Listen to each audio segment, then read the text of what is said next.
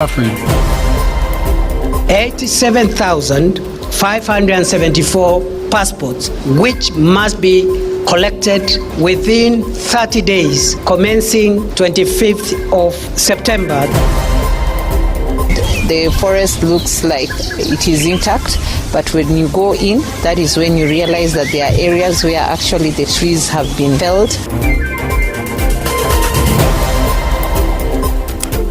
Ni saa moja asubuhi majira ni Afrika Mashariki. Haya ni matukio kwa kina na Radio 47 stesheni inayokuwa kwa kasi ni katika safu ya radio bora zaidi nchini. Jina langu ni Edwin Sumeyo. Kwanza ni tahariri. Muda unayoyoma tangu idara ya utabiri wa hali ya anga kutoa tahadhari ya kunyesha mvua ya El Nino ambayo imetabiriwa kwanza mwezi ujao, ikiwa ni siku 10 zimesalia.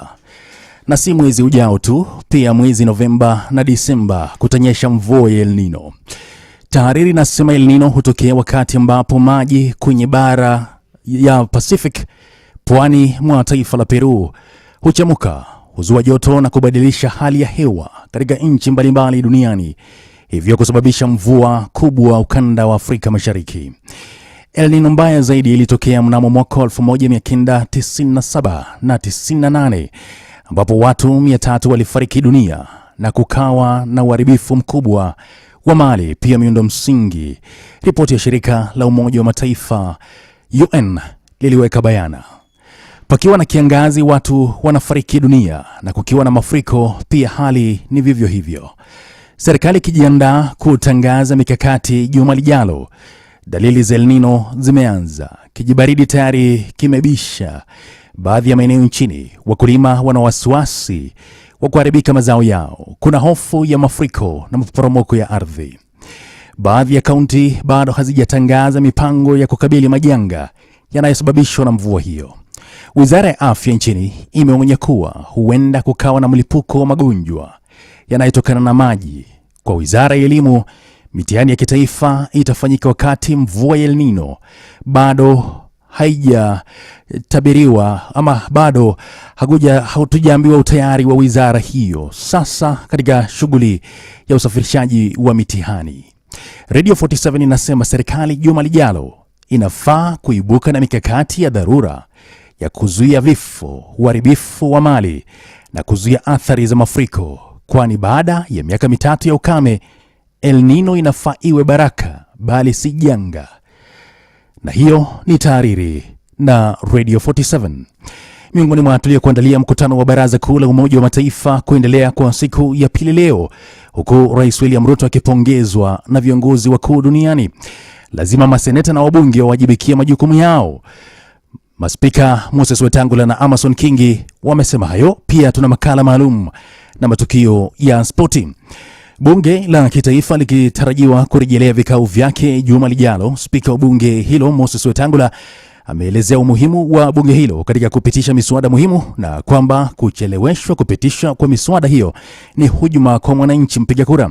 Kwa mujibu wa Spika Wetangula, ni vyema kuanzia juma lijalo wabunge ambao wamekuwa wakikosa kuhudhuria vikao kuanza kuhudhuria ili kujadili miswada muhimu ambayo bado haijashughulikiwa bunge hilo, ili kuafikia malengo ya bunge ambalo linategemewa katika kupiga msasa utendakazi wa serikali mbali na kuwakilisha mwananchi.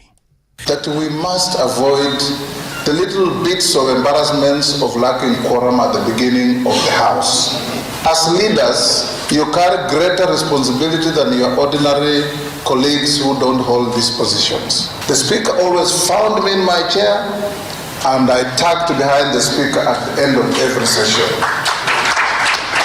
That was my discipline in Parliament. And I want to urge you, discipline is the key to success. Even robbers must be disciplined to succeed.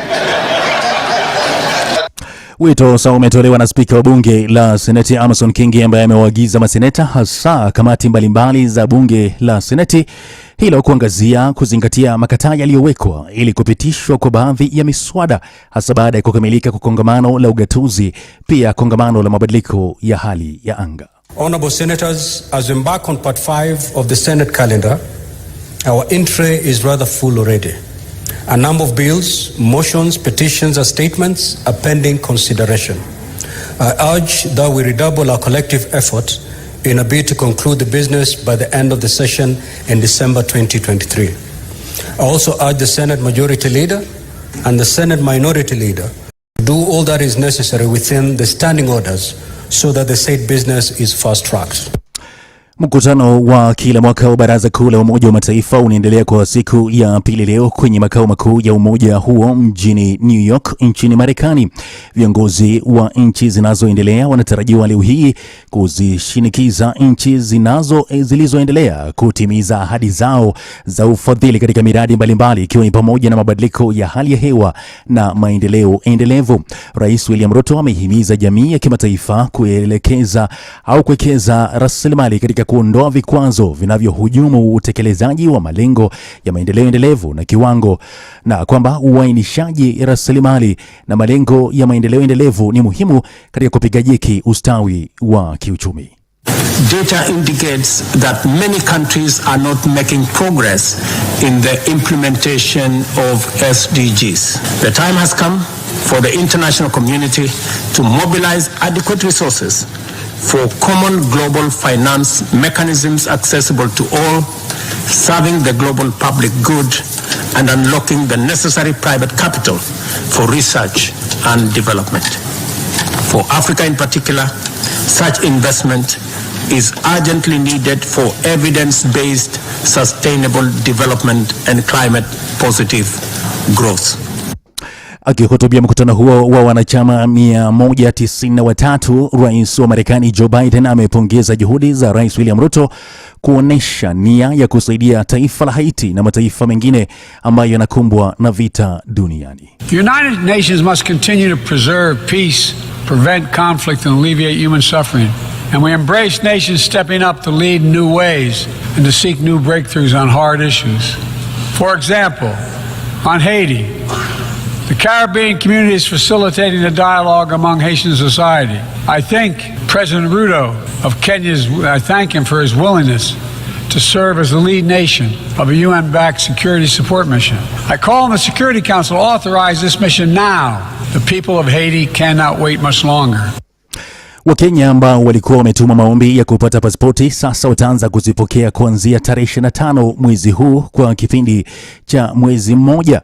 Kulingana na Waziri wa Usalama wa Taifa wa Ndani Kithure Kindiki, pasipoti hizo zilikuwa zikisubiriwa na Wakenya zimechapishwa katika jumba la Nyayo, huku waliotuma maombi hayo wakitakiwa kuzichukua stakabadhi hizo za usafiri katika ofisi ya uhamiaji kwenye kaunti 7 ambazo ni Nairobi, Embu, Eldoret, Kisumu, Nakuru, Kisii na Mombasa. Kindiki anasema idara ya uhamiaji itachapisha orodha ya watu 87,000 ambao wamekuwa wakisubiri stakabadhi hizo. We have in our possession here at Nyayo House and within the regional offices of immigration 87,574 passports which must be collected within 30 days commencing 25th of September. Those who will not collect their passports as published as scheduled after the expiry of the notice, we will treat the uncollected documents as uncollected goods, and therefore we will withdraw and dispose of. We are going to publicize every Wednesday all the applicants who must collect their passports the following week. Kwenye makala maalum leo Jumatano ni kwamba hali ya msitu wa Arubuko Sokoke imezidi kudorora kila kuchao kutokana na ukataji wa miti na uwindaji haramu, jambo ambalo limesababisha kupunguka kwa idadi ya wanyama pori pamoja na miti.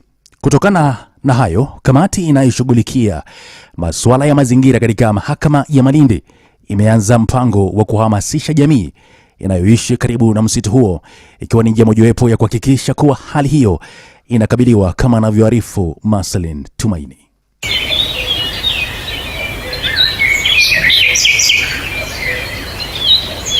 Msitu wa Arabuko Sokoke ni msitu mkubwa wenye ukubwa wa ekari 420 katika kaunti za Pwani. Msitu huo tajika unajulikana kuwa makao ya wanyama wengi wa aina mbalimbali kama vile ndovu, simba, nyuni na vipepeo aina tofauti tofauti, ambavyo kwa muda mrefu makundi jamii yamekuwa yakisafirisha mabuu ya vipepeo hao kama njia mojawapo ya kujipatia kipato. Kando na hayo, kwenye msitu huo kuna aina nyingi za miti ikiwemo miti ya kupandwa. Msitu huo umekuwa wa baraka tele hasa kwa wakazi wanaoishi karibu nao. Hata hivyo, kufikia sasa hali ya msitu huo inaendelea kudorora kila uchao kutokana na ukataji miti kwa ajili ya kuni na kutengeneza makaa. Wawindaji haramu nao hawajaachwa nyuma. Hakimu mkuu wa mahakama ya Malindi Ivy Wasike, baada ya kutembelea msitu huo, anasema it is sad because on the outside the forest looks like it is intact, but when you go in,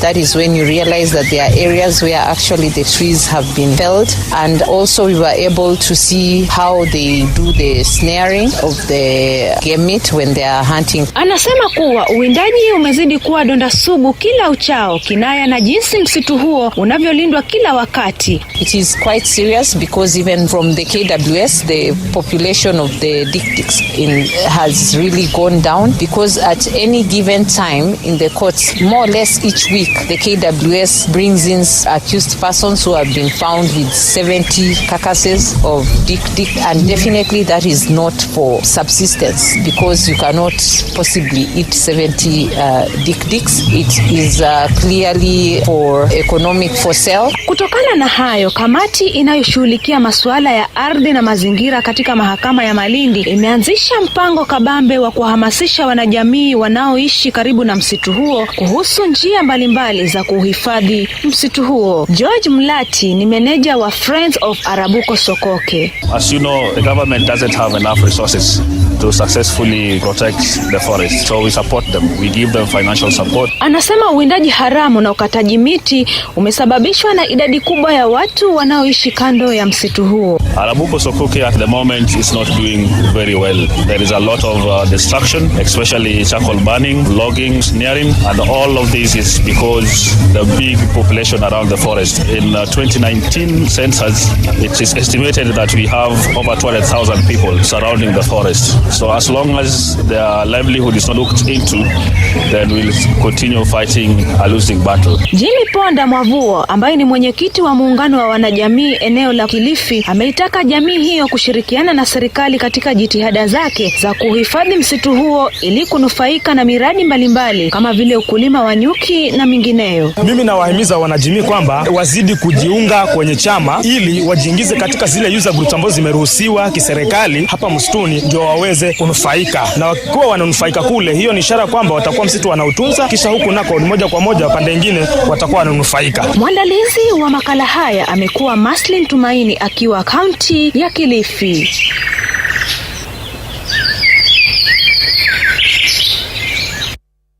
Kauli ya leo. As I was talking about the animals in this country, I talked about all the animals. But you know, when you go to Europe, you don't become an European. When you go to America, you don't become an American. Some of us, when we are speaking, we think in our mother tongue, then we translate. So the Kikuyu nation where I come from, the leopard and the tiger are one and the same. So when I was talking about the tiger, I saw some critics here asking, who is a tiger? I am telling them the tiger and the leopard from the Kikuyu nation where I come from, because I'm not an European, they are one and the same. So you are invited to see our leopard stroke tiger in our national park. Kauli ya leo. Sasa nampisha Ali Hassan na matukio ya spoti. Kio ya spoti, taarifa kemkem za michezo. Ahlan wa sahlan wa marhaban wanamichezo na karibu viwanjani. Haya akiwa ni matukio ya spoti, na tunang'ananga kwa kuangazia baadhi tu ya taarifa za spoti ambazo zimegonga vichwa vya habari, kikubwa ikiwemo timu ya Shujaa kutuzwa na serikali ya Kenya baada ya kufuzu mashindano ya Olimpiki. Tukiacha mbali hilo, ni jeshi karabati viwanja mbalimbali ukiwemo uwanja wa Nyayo, Kasarani na uwanja utakaojengwa mpya uwanja wa Talanta. Yote haya ni kupitia Wizara ya Michezo. Nayo timu ya taifa kinadada Harambee Starlets ipo Cameroon, ambapo Jumapili hii itacheza dhidi ya The Indomitable Lioness kusaka tiketi ya kucheza fainali za mataifa ya Afrika AFCON, ambapo baada ya mchuano wa Jumapili Starlets watarejea nyumbani na kuwa wenyeji siku ya Jumanne kwenye mkondo wa pili. Hapa ni kocha wa timu hiyo Beldin Odemba akizungumza ni kwa namna gani vichuna hao wamejiandaa kwa ajili ya mchuano huo dhidi ya Cameroon. Mazoezi yamekuwa mazuri. Tuko tayari, tumejitayarisha sisi kama Kenya Women National Team, tunaenda kujisukuma sisi kivyetu. Tuko na players wale wako na tayari experience ya kucheza national team, wako na experience ya kucheza AFCON, wako na experience ya kucheza qualifiers. Inatupatia a good edge for a very long time. Hata wakati nilikuwa kwa bench kama team manager ama kama assistant coach, wa Kenya wamekuwa nyuma yetu. Inatupatia motisha kila time, so hao ndio our 12 person kwa kiwanja na tutawapatia our best. Kula laheri Starlets.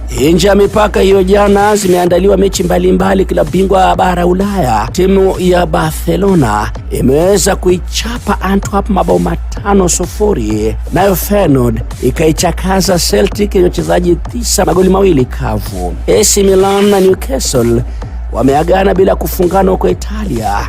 Na PSG ikiichuna Borussia Dortmund magoli 2-0. Man City mabingwa tetezi walianza uzuri safari ya kulitetea taji hilo kwa kuwapiga Zvezda mabao 3-1. Mechi hizo zitaendelea tena leo hii, ambapo kubwa ni Manchester United dhidi ya Bayern Munich, mechi ambayo kwamba matangazo yatakujia mbashara hapa Radio 47 kutoka mjini Kitale kwenye Forbes Lounge. Mechi nyingine itahusisha timu za Arsenal dhidi ya PSV Eindhoven, nao Real Madrid wakiumana na Union Berlin ya huko Ujerumani. Hatimaye kwenye dirisha la uhamisho, tetesi zinaarifu kwamba Manchester United inaelekea kucheza huko Ujerumani, huku ikimezea mate saini ya mshambulizi wa Bayern Munich Sergio Gnabry.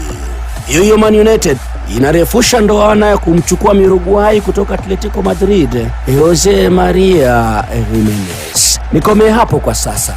Mimi ni Hassan Mwana wa Ali na hapa ndipo Hayo yamekuwa matukio ya spoti, taarifa kemkem za michezo, vioja na viroja.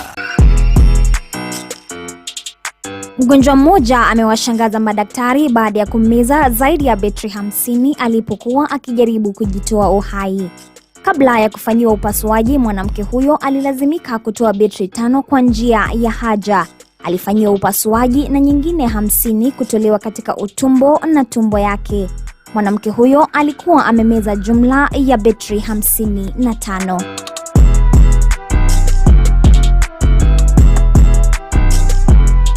Kufikia hapo nakamilisha matukio kwa kina na Radio 47, stesheni inayokuwa kwa kasi zaidi nchini. Ili kupata habari zinazochipuka moja kwa moja katika simu yako, tuma neno matukio kwa nambari 20374. Nambari ni 20374. Pia tembelea wavuti wetu wa www.radio47.fm usikilize na kutazama matangazo yetu juu mengi kuhusu vipindi, watangazaji wetu wenye haiba, vile vile yanajiri mitandaoni. Kuanzia saa 2 narejea na matukio zaidi kwa ufupi. Jina langu ni Edwin Simiyu. Edwin, kabla hujaondoka tu, karibu tena bwana. Tulikukosa hapa, tulikuwa na Collins Rusweti. Yes. Ulikuwa umesafiri kidogo ama ulikuwa katika ni ratiba? Ratiba kidogo ilikuwa imebadilika. Nilikuwa mzalishaji wakati wa mchana. Mzalishaji wakati wa mchana. Naona rais mzalishaji wa nini? Wa taarifa. Wa taarifa. Malizia bana. Asante. Unaona kama anaweza kuwa malizia sentence. Malizia sentence siacheki. Ulikuwa mzalishaji nini? Wa taarifa, kwa mzalishaji wa taarifa. Rais amesifiwa, amemiminiwa sifa kedekede kule nchini Marekani Naam. Rais anajiweka mahali kama kiongozi fulani tajika kutoka bara la Afrika. Katika kipindi hiki cha mwaka mmoja, naona sana amekuwa kiongozi ambaye ni kama anajiposition kimataifa zaidi, ama ni vipi? Wewe uko chumba cha habari, unaweza kusema vipi kuhusiana na hizi sifa ambazo anamiminiwa akiwa kule nchini Marekani? Kuna watu wengine wanasema kwamba huyu ndio Muammar Gaddafi mpya wa Afrika, ama huyu ndio mtetezi wa bara la Afrika. Unaweza kusemaje kuhusiana na mahusiano yake rais na mataifa ya kigeni. Rais ameibuka kuwa kiongozi ambaye ni ana usemi sana duniani, hasa sana kutetea maslahi ya bara la Afrika. Tumemwona akijitokeza sana, amekuwa kipaumbele kutetea maslahi ya mazingira barani Afrika, na pia amwambia mataifa ya ulimwengu, ametoa sera nzito sana hasa hii ya mataifa ambayo yanachafua mazingira ndio yatozwe ushuru. Ndio unajua alifanya paka yale mataifa ya ulimwengu akasema namna gani, akiwemo rais Joe Biden na vile mchango wake hasa katika mijadala katika majukwaa ya kimataifa ameonekana kwamba kidogo ni mwangaza unaanza kuonekana Afrika, na anajijengea tu si sifa katika uongozi wake. Hata baada ya yeye kuondoka kuna nafasi fulani atakuwa anashikilia ya kimataifa haswa. Kwa hiyo tunaweza kumuona rais baada hata kwa mfano akiondoka, kwa mfano labda kama atajaliwa kukaa miaka 10 katika uongozi kama rais wa Kenya, tunaweza kumpata katika viti vingine vya kimataifa kule, sio? Naam, kwa sababu tumemwona vitu ambavyo anazungumza vinaguza sana bara la Afrika na vinaguza sana mwananchi. Na pia ukiangalia, ukifanya ile analysis, mambo ambayo anazungumzia ni mwananchi, bara la Afrika, mazingira na mikopo. China pale inadai bara la Afrika, na tumeona tayari mapendekezo ambayo ameyatoa. Mataifa kama China pale yameanza kupunguza zile shinikizo za kudai madeni. Kwa hivyo bara la Afrika limepewa ile break kutafuta hela na kulipa mikopo yake. Unaona kama bara la Afrika limepata mkombozi kwake rais William Ruto. Unaona kama bara la Afrika limepata mtetezi na mkombozi. Kulingana na mimi kwanza bara la Afrika kwanza limeungana, liko pamoja. Ushaona? Maana lazima pia tuanzie pale. Unajua kunaweza kuwa kuna mkombozi, lakini tuangalie pia bara la Afrika. Je, hili bara la Afrika linazungumza na sauti moja? Kwanza it's high time bara la Afrika lenyewe limegawanyika. Kuko na East Africa, kuko na Central Africa, kuko na East African Community, kuko na ECOWAS kule chini. Bara la Afrika lenyewe pia limegawanyika. Kuna IGAD kule. Yani unajua mataifa yenyewe pia yamejigawanya pia katika makundi kadha wa kadha. So hili bara la Afrika lenyewe pia, je, linazungumza kwa sauti moja? Ni swali nzuri, ni swali nzuri, lakini ukizingatia hoja ambazo rais amekuwa akizungumza kwenye mkutano wa Umoja wa Afrika. Haswa ambapo unaleta sasa haya makundi yote mawili makundi yote ya bara la Afrika pamoja. Wito umekuwa ni mmoja. Lakini ukiangalia kama vita vikitokea upande wa kule IGAD, upande wa umeona haswa ECOWAS, mataifa ya kule inaitwaje, marais wanapinduliwa pale madarakani. Unapata rais William Ruto nchini Kenya ndiye anazungumza labda peke yake kuhusiana na swala hilo. Kwa hivyo swali nzuri sana, kuna pasa sasa kuwepo na umoja wa Afrika, unaleta haya makundi yote ECOWAS, IGAD na Jumuiya ya Afrika Mashariki. Na ni wazo nzuri ikiwa litazingatiwa, basi tutaona Afrika ikizungumza kwa sauti moja. So does it mean kwamba maybe mheshimiwa William Ruto manake pia amejibrand kwa hivi sasa tunazungumzia kuhusiana kwamba ndio the new Gaddafi wa Afrika. Je, aanze na Afrika kwanza baby, ailete pamoja. Aswa anaweza kuachieve kuileta Afrika Mashariki kwa mopa pamoja kwanza, aende Central Africa. Do you think kwamba anaweza achieve hiyo? Anaweza achieve kwa sababu kwa sasa hivi anashikilia wadhifa muhimu sana. Kwa inaitwaje hii yenye imekamilika juzi, Umoja wa Afrika kuhusu mazingira. Yeye ndio mwenyekiti pale. Na tumeona akiwa na delegation kubwa sana akiongoza pale katika mazungumzo yake. Tumeona utekelezaji tayari umeanza. Nairobi Declaration itakuwa na usemi mkubwa sana katika ile COP28 ambayo inaenda kufanyika mwezi ujao, mwezi Novemba, si mwezi ujao, mwezi Novemba. Kwa hivyo rais anakuja vizuri, anawakilisha nchi vizuri kimataifa. The same sentiments ambayo tunazungumza kwa hivi sasa, tukumuuliza Mkenya atamzungumzia namna gani rais kulingana na nyinyi? Maybe mambo ambayo tunazungumza kwa hivi sasa, unajaribu kusema kwamba umuulize Mkenya atamzungumzia namna gani rais? Unajaribu kusema kwamba baba akitoka nje anasifiwa, akirudi nyumbani manake yako sijui bwana. Asante sana bwana, tukutane saa 2. Wewe Mwashumbe anapotupeleka tukutane saa 2 katika habari za